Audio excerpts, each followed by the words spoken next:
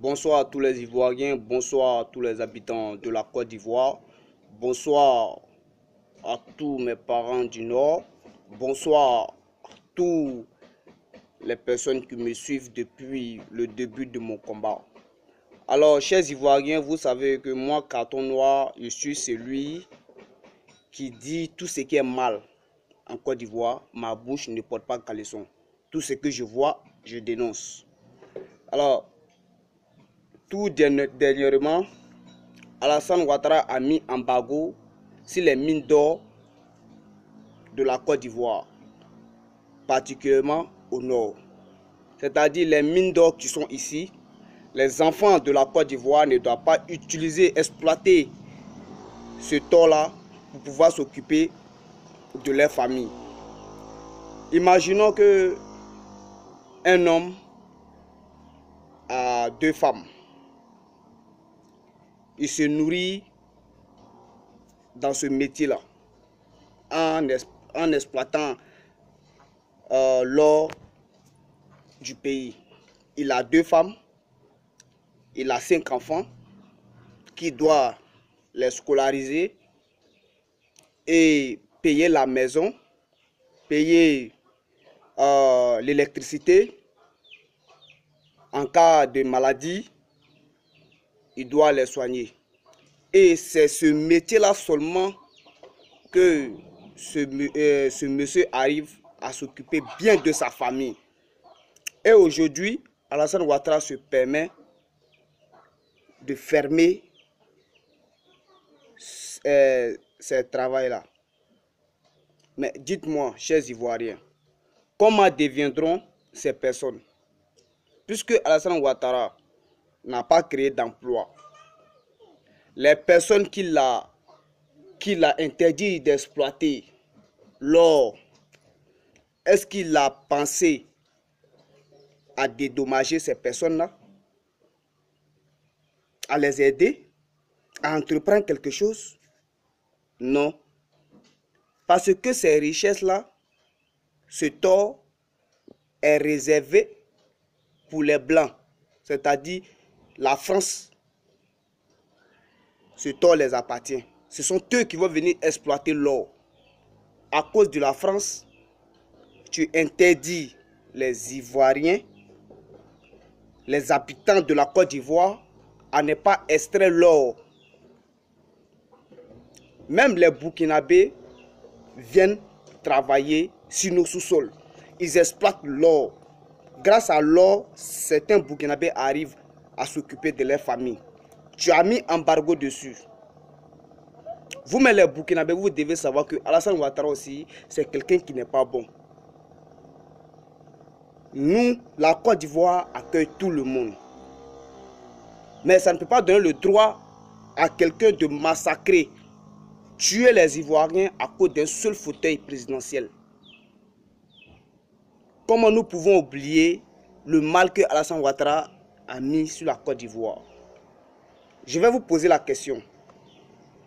Entre Gbagbo Laurent, lorsque on était en paix, on était en guerre plutôt, les Ivoiriens vivaient à l'aise. Aujourd'hui, nous sommes en paix en temps d'Alassane Ouattara et nous souffrons.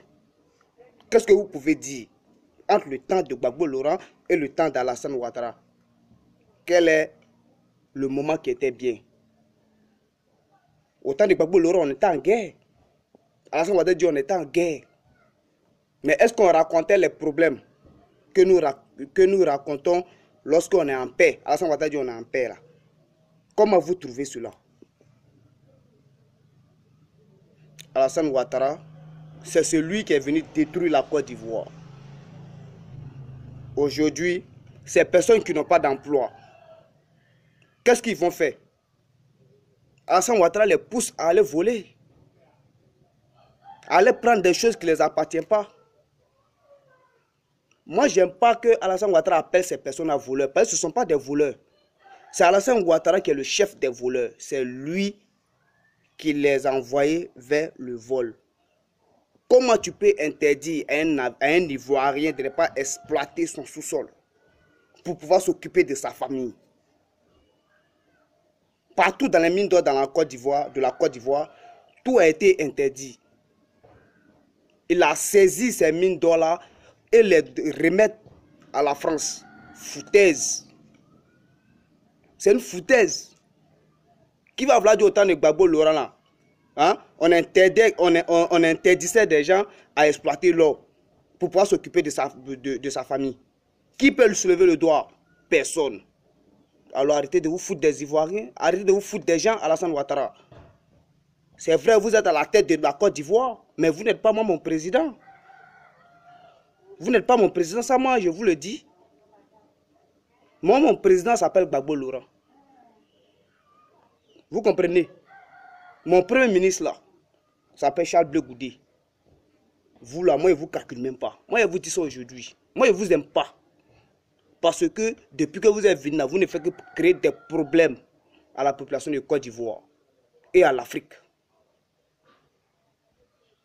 J'ai appris qu'il y a un monsieur qui modifie mes vidéos, qui parle, genre il parle et puis il prend une de mes parties pour répondre. C'est-à-dire il pose une question et moi je réponds. C'est un collage qu'il a fait. Mais j'ai appris ça, mais je n'ai pas encore regardé. Mais je m'aimerais lui dire que moi, ça ne m'intéresse pas. S'il veut qu'il modifie toutes mes vidéos, qu'il me ridiculise, moi, je m'en fous. Moi, je sais pourquoi je mène ce combat-là.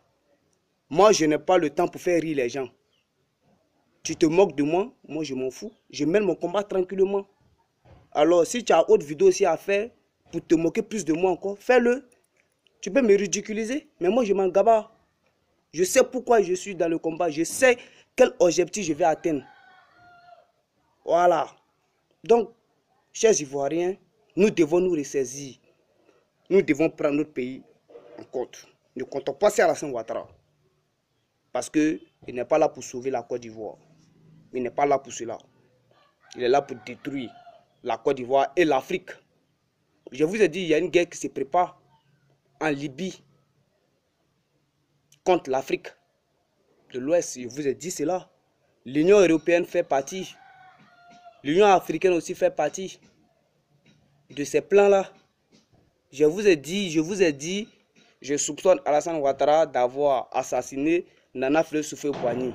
Je le soupçonne parce que les Ivoiriens n'avaient pas encore fini de pleurer Nana Fillé-Soufoué-Boigny et lui, ce qui l'intéressait, c'était le pouvoir.